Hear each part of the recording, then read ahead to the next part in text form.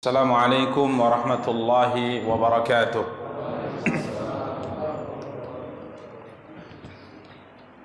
Innal hamdalillah nahmaduhu wa nasta'inuhu wa nastaghfiruh wa na'udzu billahi min shururi anfusina wa min sayyiati a'malina. May yahdihillahu fala mudilla lahu wa may yudlil fala hadiya lahu. Asyhadu an la ilaha illallah wahdahu la syarika lahu wa ashhadu anna Muhammadan abduhu wa rasuluh salawatu rabbi wa salamuhu alaihi wa ala alihi wa ashabihi wa man ihtada bihadihi wa istanna bisunnatihi ila yaumiddin wa sallama tasliman katsira, amma ba'du. Ikhwan dan akhwat, kaum muslimin kaum muslimat rahimani wa rahimakumullahu jami'ah. Alhamdulillah, puji dan syukur senantiasa kita ucapkan untuk Allah atas nikmat dan karunia yang terus dilimpahkan oleh Allah Subhanahu wa taala untuk kita. Salawat beserta salam semoga senantiasa dilimpahkan oleh Allah untuk junjungan dan panutan kita Nabi Allah yang mulia Muhammad sallallahu alaihi wasallam. Allahumma la ilma illa ma 'allamtana, Allahumma anfa'na bima 'allamtana wa 'allimna ma yanfa'una wa zidna ilman wa 'amala innaka 'ala kulli syai'in qadir. Ikhwani wa akhawati kaum muslimin kaum muslimat rahimani wa rahimakumullahu jami'ah. Pada kesempatan yang berbahagia kali ini kita akan kembali melanjutkan kajian dan pembahasan kita, mencoba untuk membaca dan menjelaskan kitab Riyadhus Shalihin karya Imam Abu Zakaria Yahya bin Sharaf An-Nawawi rahimahullahu taala dengan syarah dari Asy-Syaikh Muhammad bin Shalih Al-Utsaimin. Pada pertemuan terakhir kita telah mulai membahas hadis ke-25 ya. Hadis ke-25 dari kitab Riyadhus Shalihin, dan ini adalah hadis pertama dari bab sabar. Hadis Abu Malik Al-Harith bin Asim Al-Asy'ari radhiyallahu anhu. Dia berkata, telah bersabda Rasulullah sallallahu alaihi wasallam, at-tuhuru syatrul iman. Bersuci separuh dari iman. Dan telah kita jelaskan pada pertemuan yang lalu, yang dimaksud dengan bersuci di sini ada dua bentuknya, imma taharah hissiyah dan taharah ma'nawi. Dua taharah, dua bersuci yang telah kita jelaskan. Pertama, bersuci secara hissi. Yang kedua, taharah bersuci ma'nawi. Yang banyak kita pahami dan banyak kita lakukan adalah taharah dalam bentuk yang pertama, hissi, bersuci dari najis, bersuci dari hadath. Ini kita selalu lakukan. Ya. Adapun terkait dengan taharah ma'nawiyah, ya, mensucikan diri kita, hati kita, jiwa kita dari kesyirikan, dari maksiat, dari bid'ah, ini jarang kita perhatikan. Padahal dari dua bersuci yang telah kita jelaskan pada pertemuan yang lalu, yang lebih penting dan lebih harus diperhatikan adalah taharah ma'nawi. Ya, taharah ma'nawi. Karena penampilan zahir kita sekalipun baik, akan tapi batin kita buruk, maka ini tidak ada gunanya di sisi Allah Subhanahu wa taala. Karenanya apa yang disabdakan oleh Nabi sallallahu alaihi wasallam tatkala Nabi sallallahu alaihi wasallam menceritakan dua manusia, yang Nabi sallallahu alaihi wasallam tatkala mensabdakan ini membuat seorang muslim yang membacanya merasa takut, di mana Nabi SAW mengatakan, inna ahadakum la ya'malu bi amali ahli al-jannah hatta ma yakunu bainahu wa bainaha illa dhira'un fayasbiqu alaihi al-kitabu fayamalu bi amali ahli an-nari fayadkhuluha wa inna ahadakum la ya'malu bi amali ahli an-nar hatta ma yakunu bainahu wa bainaha illa dhira'un fayasbiqu alaihi al-kitabu fayamalu bi amali ahli al-jannati fayadkhuluha.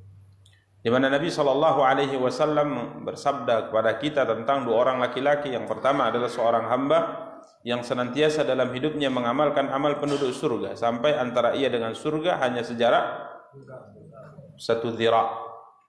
Dhira' itu satu hasta. Ya, satu hasta. Dhira'. Ini dhira'. Ya, satu hasta. Jadi begitu sangat dekatnya ia dengan surga sehingga seakan-akan ia dengan surga hanya sejarak satu hasta. Namun akhirnya Nabi kita yang mulia SAW mengatakan yasbiqu alaihil kitab. Ia telah didahului ketentuan takdirnya. Kemudian di akhir hayatnya ia mengamalkan amal penduduk neraka sehingga akhirnya ia masuk ke dalam neraka. Sebaliknya ada seorang hamba yang selama hidupnya melakukan amal penduduk neraka sampai antara ia dengan neraka hanya sejarak satu hasta. Akan tapi catatan takdirnya telah mendahuluinya. Di akhir hayatnya ia mengamalkan amal penduduk surga sehingga ia masuk ke dalam surga. Para ulama mengatakan kenapa hal ini bisa terjadi? Karena orang yang tadinya mengamalkan amal penduduk surga secara zahirnya demikian, penampilannya adalah penampilan ahlus surga. Penampilannya adalah penampilan ahlus surga secara lahiriah, tapi batinnya rusak. Batinnya apa? Rusak. Maka kita harus perhatikan ini taharah ma'nawi, harus kita perhatikan bagaimana hati kita bebas dari yang namanya hasad, ya, hati kita bebas yang bebas dari yang namanya kesyirikan, dari riya, dari sum'ah. Ya, ini sangat membahayakan. Ini telah kita jelaskan pada pertemuan yang lalu terkait dengan dua bentuk bersuci yang diperintahkan dalam syariat. Bahkan para ulama dalam tafsirkan di antara ayat-ayat yang pertama kali turun kepada Nabi kita yang mulia sallallahu alaihi wasallam adalah firman Allah dalam surat apa? Al-Muddathir. Apa ayatnya? Wa thiyabaka fatahhir. Ini adalah firman Allah atau wahyu kedua yang turun setelah 5 ayat dalam surat Al-Alaq. Ini juga 5 ayat dalam surat Muddathir adalah ayat-ayat yang pertama kali turun kepada Nabi sallallahu alaihi wasallam. Di antara yang Allah firmankan adalah wa thiyabaka fatahhir, dan pakaianmu sucikanlah. Para ulama di tafsir sebagaimana kita jelaskan pada pertemuan yang lalu, tatkala mentafsirkan dan pakaianmu sucikanlah, mereka mentafsirkan dengan dua hal. Yang pertama, pakaianmu sucikanlah artinya memang baju yang kita pakai itu harus disucikan dari perkara yang disebut dengan najis.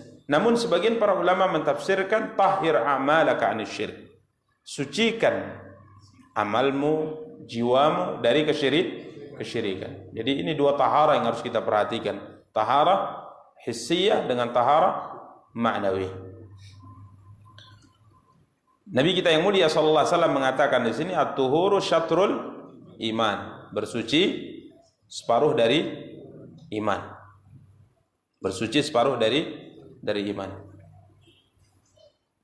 Apa ini maksud dengan separuh dari iman? Bagaimana cara penjelasannya? Telah kita jelaskan kemarin. Bersuci separuh iman. Berarti iman setengahnya itu bersuci. Apa maksudnya? Ada yang masih ingat?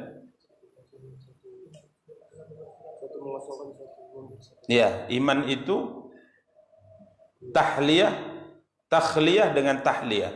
Tahliyah artinya mengosongkan, membersihkan. Tahliyah artinya menghiasi.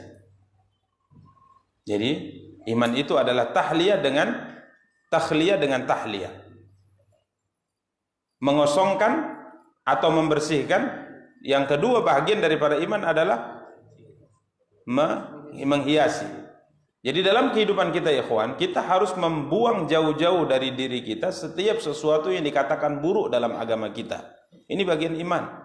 Seperti kita harus menjauhi maksiat, menjauhi kesyirikan, menjauhi kemunafikan dan sebagainya. Dan setelah bersih diri kita, yang itu adalah bagian dari iman, setengah bersih dari semua kotoran-kotoran terkait dengan maksiat dan dosa yang dilarang oleh Allah Subhanahu wa taala, maka kemudian kita hiasi kehidupan kita, diri kita dengan apa?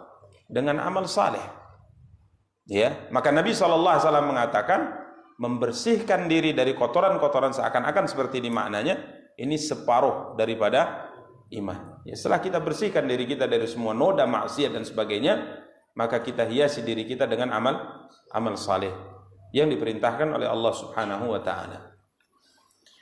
Kemudian berikutnya telah kita jelaskan juga Nabi sallallahu alaihi wasallam bersabda, "Walhamdulillahi tamla'ul mizana wa subhanallahi walhamdulillahi tamla'ani atau tamla'u ma bainas samawati wal ard. Nabi mengatakan ucapan alhamdulillah akan memenuhi timbangan. Alhamdulillah yang artinya segala puji bagi Allah. Begitu juga dengan ucapan subhanallah walhamdulillah, maha suci Allah, segala puji bagi Allah. Keduanya atau salah satu di antara keduanya pahalanya memenuhi antara langit dan bumi. Potongan dari apa yang disabdakan Nabi kita yang mulia sallallahu alaihi wasallam ini menggambarkan kepada kita begitu sangat besarnya pahala zikir dengan lisan. Zikir kepada Allah dengan lisan. Ada dua kalimat di sini yang disebutkan. Pertama kalimat alhamdulillah, kemudian kalimat subhanallah. Ini pahalanya sangat luar biasa. Nabi SAW mengatakan alhamdulillah. Ucapan alhamdulillah itu akan memenuhi timbangan kita nanti di hari akhirat. Kita kemarin telah juga jelaskan bahwa timbangan ini hakiki. Artinya kita sebagai seorang muslim mengimani bahwa nanti di akhirat di padang mahsyar ada yang namanya mizan. Ada yang namanya apa? Mizan, timbangan. Timbangan ini memiliki dua daun. Satu digunakan untuk menimbang keburukan, satu digunakan untuk menimbang kebaikan. Timbangan ini hakiki dan kita telah jelaskan kemarin, seorang hamba kadangkala yang ditimbang apanya? Catatan amalnya. Seorang hamba kadangkala yang ditimbang amalnya. Ya, seperti misalnya puasanya, zakatnya, itu yang akan ditimbang. Kemudian ada di antara seorang hamba yang ditimbang itu apanya? Badannya akan ditimbang. Ya, Allah Subhanahu wa taala akan menimbang tubuhnya. Sebagaimana kita jelaskan kemarin tentang hadis Abdullah bin Mas'ud radhiyallahu taala yang Nabi sallallahu alaihi wasallam mengatakan bahwa betis Abdullah bin Mas'ud ini, kedua betis Abdullah bin Mas'ud ini di dalam timbangan nanti di hari akhirat lebih berat dari gunung Uhud. Subhanallah. Kenapa lebih berat? Padahal betisnya sangat kecil. Kita sebutkan kemarin para sahabat tatkala melihat betis itu semua mereka tertawa terbahak-bahak. Karena apa? Lucu mereka melihat kecilnya betis Abdullah bin Mas'ud radhiyallahu taala. Tatkala beliau mengambil buah dari siwak arak, dari pohon arak, beliau ambil kiranya ada angin yang menerpa kainnya sehingga tersingkap betisnya dan dilihat oleh para sahabat di bawah. Semua tertawa terbahak-bahak. Nabi bertanya, "Mimma tadhakun?" Kenapa kalian tertawa? Mereka mengatakan karena kecilnya betis Abdullah bin Mas'ud. Maka Nabi mengatakan, "Lahuma fil mizan athqalu min Uhudin." Sesungguhnya kedua betis itu yang kalian tertawakan ini di timbangan nanti di hari akhirat lebih berat dari gunung Uhud. Gunung Uhud kita sudah jelaskan, panjangnya berapa? 7 km. Panjangnya 7 km. Dari sini kemana ini? 7 km. Hah? Rizki, ada Megawati, ada Rizki ya. Perbedaan pendapat. Besok kita ukur ya. Panjangnya 7 km. Lebarnya kita katakan kemarin ada yang sebagian sisinya ada 3 km, sebagian sisinya ada mencapai 4 km. Tingginya kurang lebih 7 km juga, kurang lebih ya tingginya. Jadi gunung yang besar, bahkan dia gunung terbesar di kota Madinah. Itu betis Abdullah Mas'ud di akhirat lebih berat dari gunung Uhud, subhanallah. Karena betis ini digunakan untuk ibadah kepada Allah. Adapun kalau tubuh kita besar nggak dipakai untuk ibadah kepada Allah, Nabi sudah berikan gambaran. Ada seorang hamba yang besar badannya, gemuk badannya, tapi tatkala diletakkan di atas daun timbangan di hari akhirat tidak lebih berat dari sebelah sayap seekor nyamuk. Jadi bukan tulangnya besar, dagingnya banyak, tapi sejauh mana anggota tubuh kita ini kita pakai untuk apa? Ibadah kepada Allah Subhanahu wa ta'ala. Jadi kalimat yang sabdakan Nabi SAW ini menggambarkan tentang keutamaan apa? Zikir kepada Allah. Utamaan ucapan alhamdulillah dan keutamaan ucapan apa? Subhanallah. Ini kedua kalimat yang sangat mudah diucapkan. Sampai-sampai Nabi SAW mengatakan ada dua kalimat yang sangat mudah, khafifatani 'alal lisan, yang sangat mudah diucapkan oleh apa? Lisan. Enggak berat lisan kita mengucapkannya. Kemudian habibatani ilar rahman, sangat dicintai oleh zat yang maha pengasih kalau diucapkan.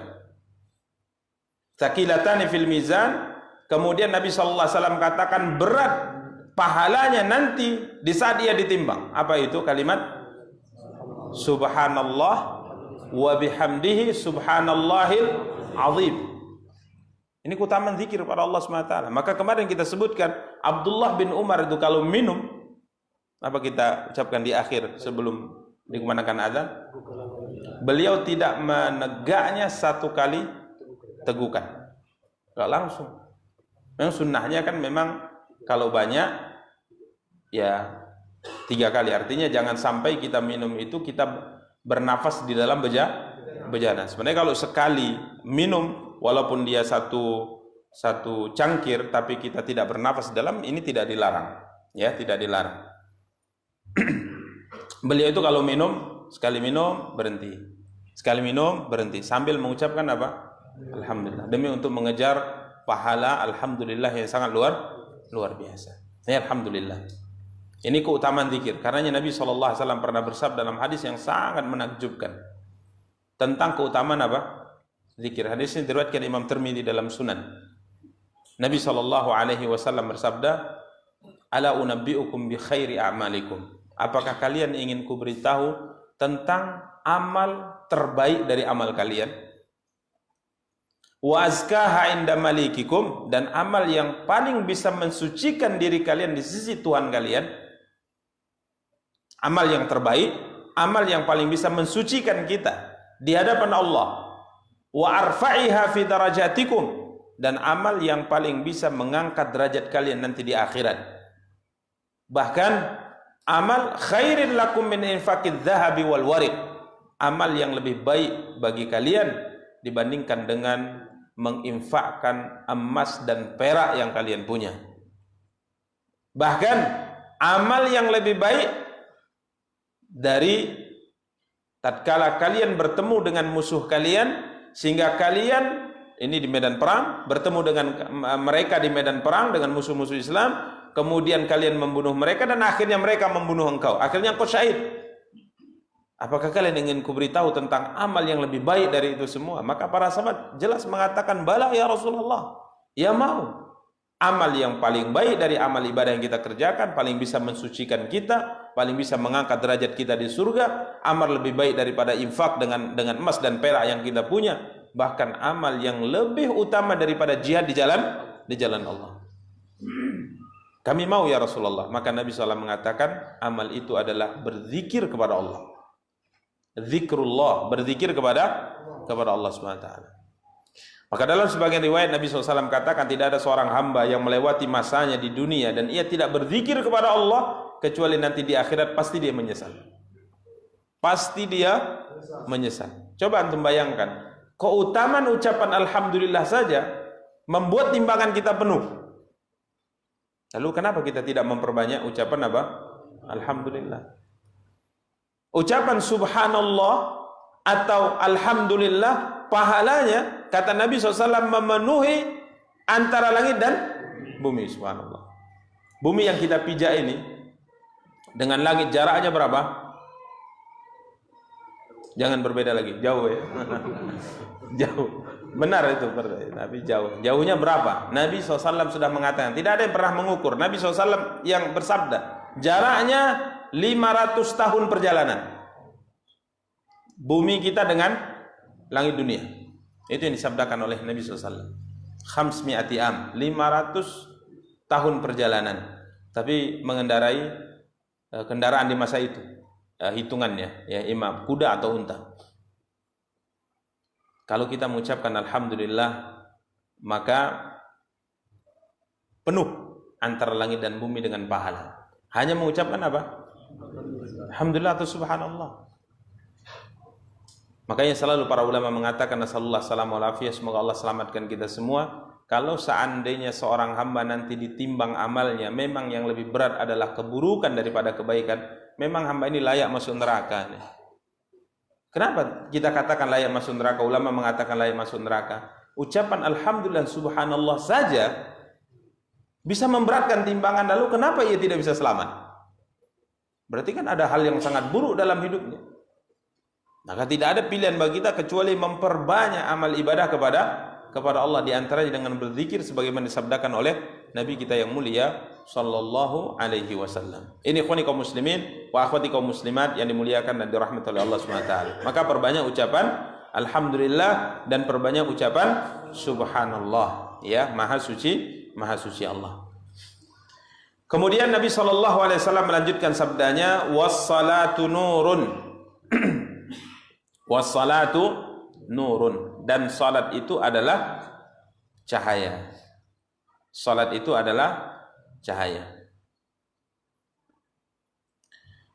Yang dimaksud dengan salat ini semua salat, ya. Bukan hanya salat lima waktu. Bukan hanya salat 5 waktu, semua salat.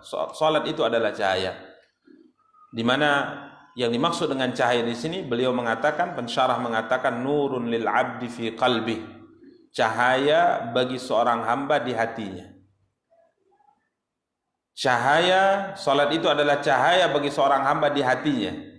Salat itu akan menerangi hati seorang hamba. Kemudian salat itu merupakan cahaya bagi seorang hamba di wajahnya. Seorang yang membasuh wajahnya dengan air wudu dan mengerjakan salat dengan baik, tentunya tidak sama dengan seorang yang tidak pernah mengerjakan salat. Maka Allah Subhanahu wa taala mensifati pengikut umat Muhammad dalam surat Al-Fath, Muhammadun Rasulullah walladzina ma'ahu asyidda'u 'alal kuffari ruhama'u bainahum tarahum ruk'an sujjadan yabtaghuna fadlan min rabbihim wa ridwana simahum fi wujuhihim min atharis sujud. Tanda pengikut Muhammad itu, kata Allah Subhanahu wa taala, terdapat di wajahnya karena bekas sujud.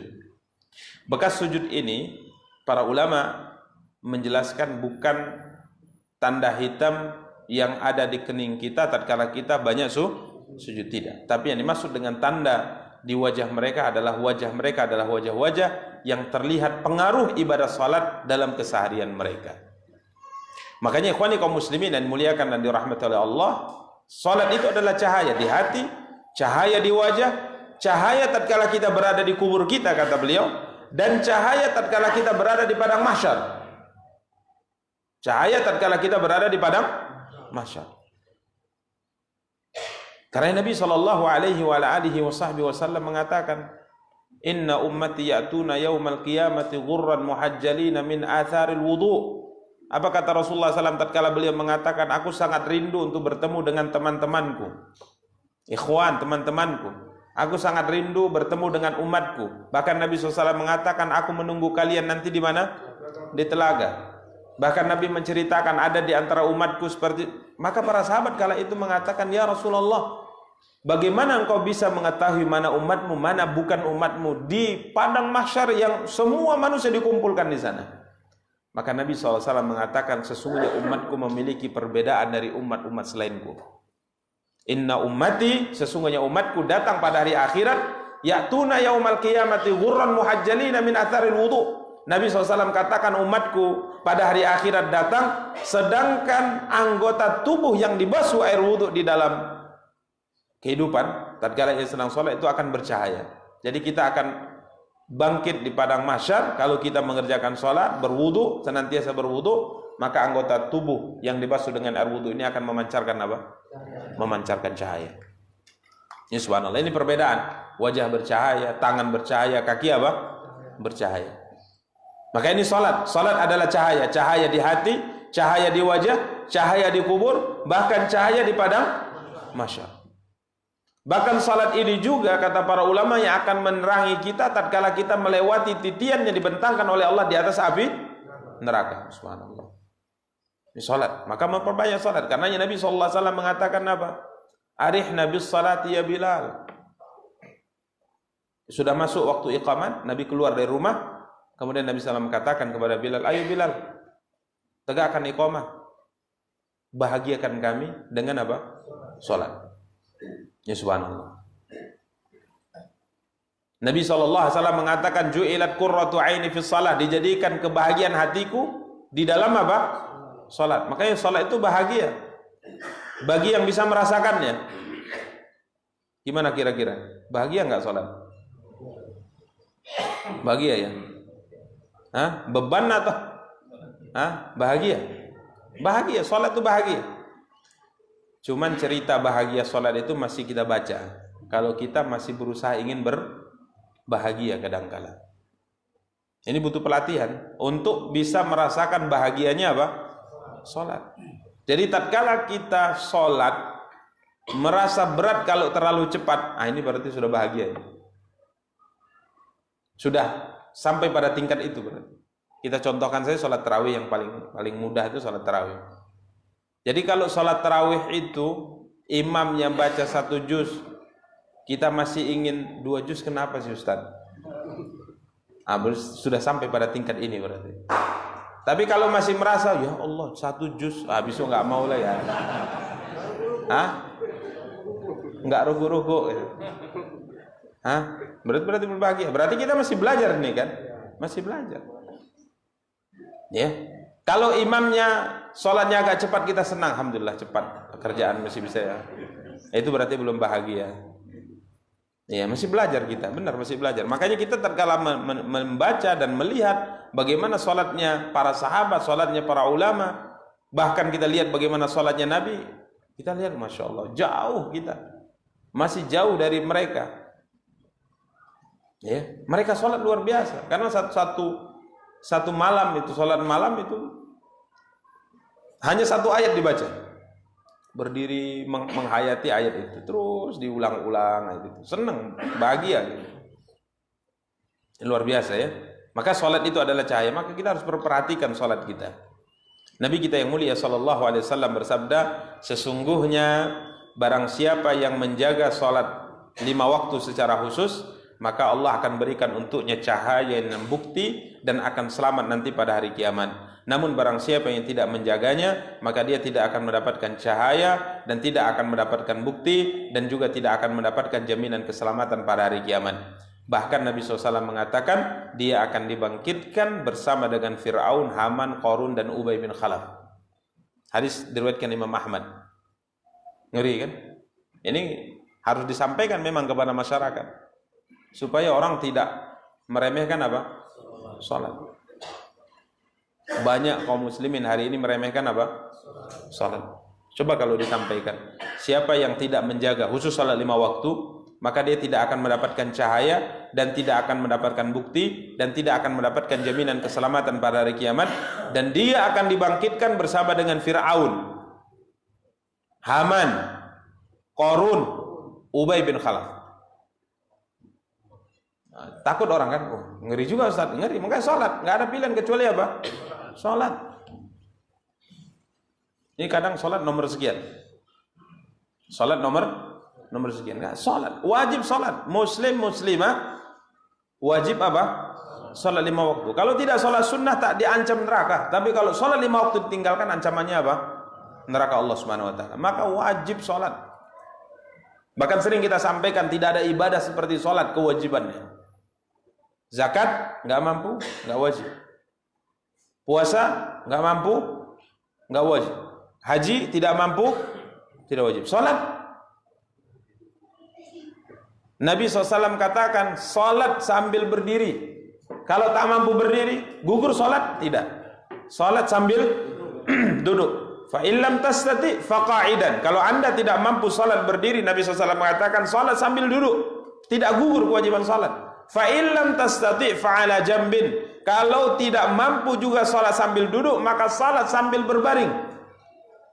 Kalau berbaring tidak bisa menggerakkan tangan, maka Nabi SAW katakan yumi'u ima'an, isyarat, pakai isyarat, tetap wajib salat. Ya, kalau sudah tidak mampu lagi isyarat, ya kita salati bersama. Makanya ikhwan, kewajiban salat luar biasa. Kewajiban salat luar biasa. Apalagi salat di masjid juga ini diperhatikan. Memang para ulama berbeda pendapat. Salat di masjid itu sebagian ulama berpendapat hukumnya dalam sebagian mazhab. Ada yang berpendapat sunnah muakkadah, ada yang berpendapat fardu kifayah. Artinya kalau sudah ada jemaah di masjid, kewajibannya gugur bagi yang lain. Tapi para ulama tatkala menjelaskan hukum ini bukan ingin meremehkan salat berjamaah di masjid. Mereka tetap walaupun berpendapat sunnah muakkadah, berpendapat fardu kifayah, tapi salatnya tetap di mana? Di masjid. Salatnya tetap di masjid. Ya, coba lihat Nabi kita yang mulia SAW. Beliau dalam keadaan sakit parah, beliau masih ingin ke masjid. Mau bangkit, pingsan beliau. Kemudian tersadar, mau bangkit ke masjid ini. Nabi bertanya, gimana orang-orang? Sudah sholat belum ya Rasulullah? Maka Nabi ingin bangkit. Pingsan beliau.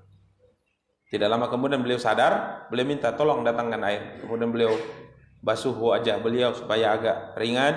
Tatkala beliau merasa sudah agak ringan, beliau ingin bangkit, ingin berangkat ke masjid. Pingsan lagi. Dah. Tatkala beliau sadar, beliau mengatakan, gimana orang-orang? Sudah sholat? Belum ya Rasulullah. Maka Nabi ingin bangkit lagi.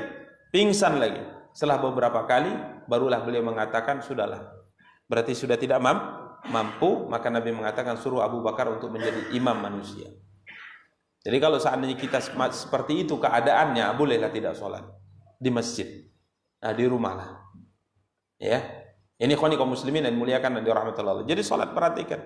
Umar bin Khattab radhiyallahu taala kalau beliau ditikam di sholat subuh, beliau tidak bisa menyempurnakan sholat karena di pertengahan sholat beliau ditikam sehingga terjatuh, bersimbah darah. Sholat dilanjutkan oleh Abdurrahman bin Auf. Kemudian beliau pingsan radhiyallahu taala, beliau pingsan, dibawa ke rumah. Setelah terbit matahari beliau sadar.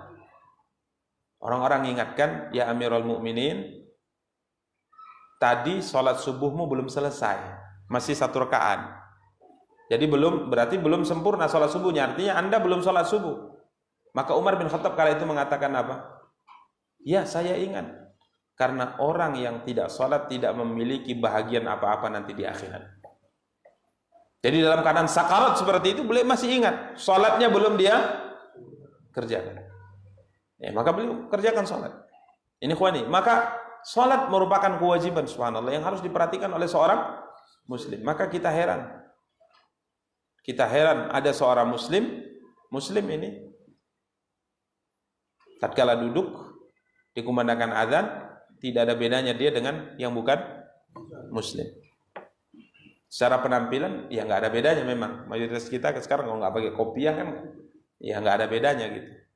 Yang membedakan itu status di KTP, di kartu keluarga itu ada bedanya. Di SIM mungkin ada SIM ya, agama ada di SIM. Nah, ada Pak ya? Nah, ada nggak ya? Atau nggak ada SIM? Hah? Berbeda pendapat lagi ya. Jadi tapi tatkala di kumandang adzan dia duduk bersama orang yang bukan muslim, di kumandang adzan sama-sama nggak bergerak, sama-sama tidak mengerjakan sholat itu bagaimana? Maka perhatikan ini ibadah sholat. Nabi SAW katakan, ingat sholat itu adalah cahaya di hati kita, cahaya di wajah kita, cahaya di kubur kita, cahaya di padang mahsyar, cahaya melewati titian yang dibentangkan Allah di atas api neraka. Maka jaga apa? Sholat 5 waktu. Jaga sholat 5 waktu. Jangan sampai kita meninggalkannya sampai kita bertemu dengan Allah. Dan terutama juga harus perhatikan adalah sholat berjamaah di masjid, ya, berjamaah di masjid. Ini bagi laki-laki, bagi perempuan baiknya sholatnya di mana? Di rumah. Lebih utama seorang wanita sholat di rumah dan pahalanya lebih banyak. Ya, pahalanya lebih banyak. Adapun laki-laki, maka syariat memerintahkan kaum laki-laki untuk mengerjakan sholat 5 waktu di masjid. Kemudian Nabi SAW melanjutkan sabdanya. Nabi SAW melanjutkan sabda beliau alaihi salatu wassalam.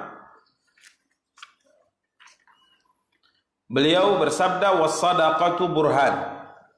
Sedekah itu adalah burhan. Burhan itu diterjemahkan dengan bukti. Bukti keimanan. Sedekah itu adalah bukti keimanan. Artinya seorang yang berani mensedekahkan harta yang dia miliki di jalan Allah, ini bukti kalau ia beriman. Jadi iman itu butuh bukti. Salah satu di antara bukti keimanan kita adalah bersedekah. Karena tatkala seorang bersedekah dia tidak dapat apa-apa. Yang akan dia dapat adalah janji Allah nanti di hari akhirat. Maka tatkala dia mampu mengeluarkan hartanya untuk bersedekah, berarti tanda kalau dia apa? Beriman. Tanda kalau dia beriman. Karena bersedekah itu mudah atau susah?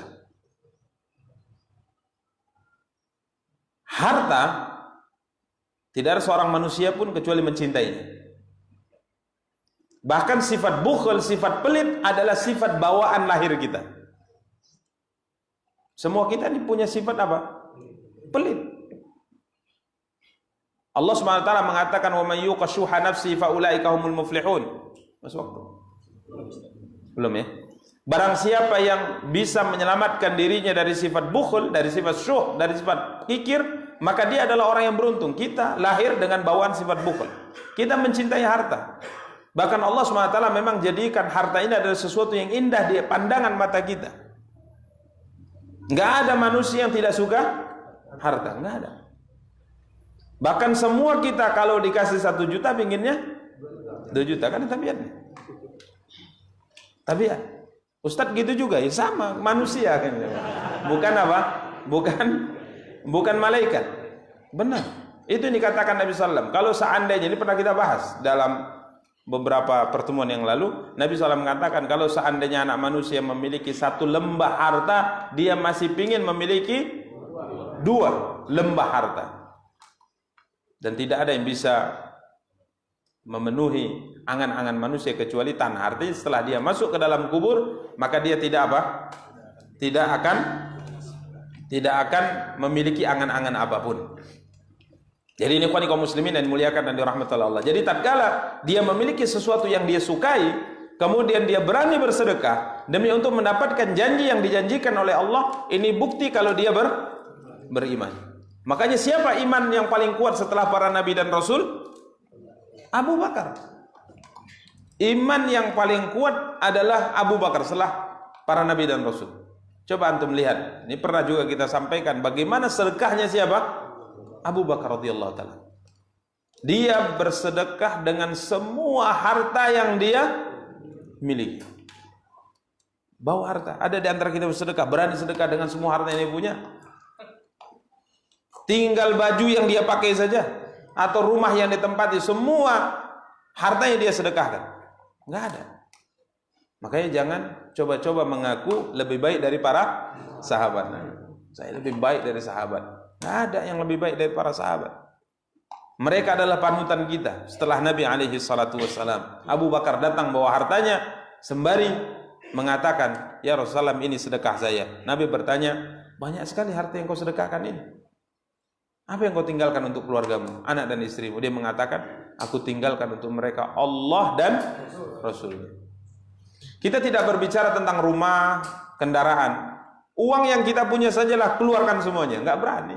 Separuhnya pun takut kita. Dengar, separuh pun takut.